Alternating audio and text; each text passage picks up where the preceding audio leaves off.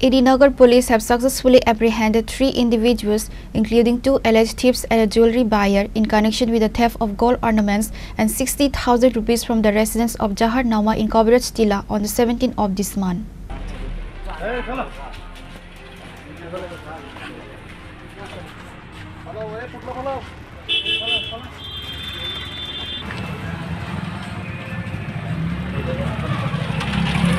Earlier, the police have apprehended a thief named Papai Nama in connection with the theft incident of 17 October.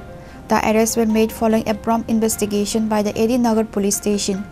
The stolen gold ornaments have reportedly been recovered. The stolen gold was sold to a person named Ratan Sarkar for an amount of 1.5 lakhs, said the police. Speaking to the media, Officer in charge of Edinagar police station, Susanta Deb, provided detailed information on the case. He confirmed that the police have secured the arrest of the 2 primary suspects involved in the theft and the person who purchased the stolen jewelry.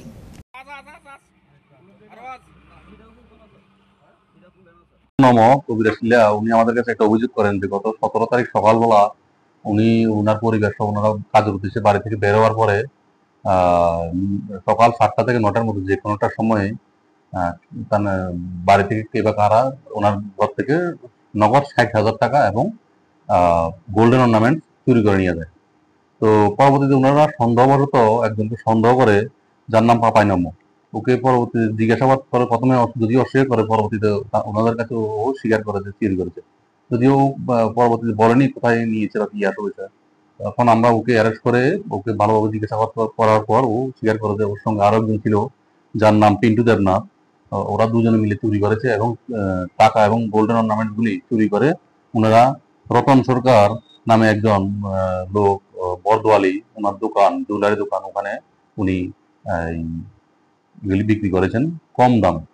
তো সেই অনুযায়ী আমরা রতন সরকারকেও আমরা গ্রেপ্তার করে আমরা 3 জন আসামিকে গ্রেপ্তার করি এবং রতন সরকারের কাছ থেকে চুরি যাওয়া 1 জোড়া কানের দুল এবং বেঙ্গল স্বর্ণ বাঁধানো ছাপা আমরা উদ্ধার করি এবং আজকে 3 জনকেই গ্রেপ্তারকৃত 3 জনকে আমরা মাননীয় আদালতে প্রেরণ করছি। আমরা পুলিশ রিমান্ড চেয়েছি, দেখা যাক, ওদেরকে জিজ্ঞাসাবাদ করে আরো জানা যাবে। বাজার মূল্য আনুমানিক 1.5 লক্ষ টাকা হবে। আমাদের এডিনাগার থানা কেস নাম্বার 39 2025। জহর চন্দ্র নাম উনি আমাদেরকে কমপ্লেন করেছেন গতকালকে। The 3 accused are said to be produced in court today for further legal proceedings. The OC indicated that a thorough investigation is underway.